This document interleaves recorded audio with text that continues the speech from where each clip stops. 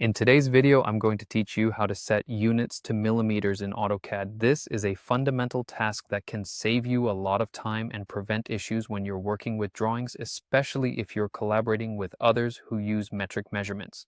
By following along, you'll ensure your projects are consistent and easy to manage. Let's dive in. First, open up Autocad and look towards the bottom of your screen. You'll see the command line, which is an essential tool in Autocad. It's where you'll input commands to communicate with the software. Type the word units into this command line, then press enter. Doing this will bring up the Drawing Units dialog box, which is the central hub where you'll set up your desired units. Once the Drawing Units dialog box appears, you want to focus on setting the units correctly. Here, you'll need to change the type to decimal.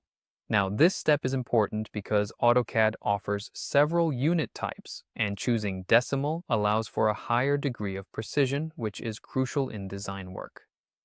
After setting the type to decimal, you need to pay attention to the insertion scale. This section dictates the measurement units for both the source and the target, which is essential when you're importing or exporting drawings.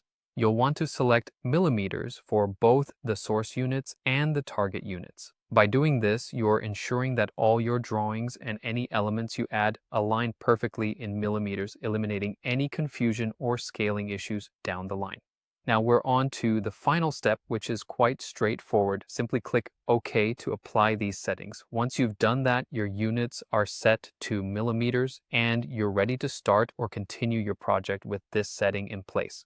It's always a good idea to double check your work. You might want to try drawing a line or checking the properties of an object to ensure everything is in millimeters, providing peace of mind that the setup is correct. And there you have it. By changing to millimeters, you're streamlining your workflow and ensuring that all aspects of your design are metric friendly.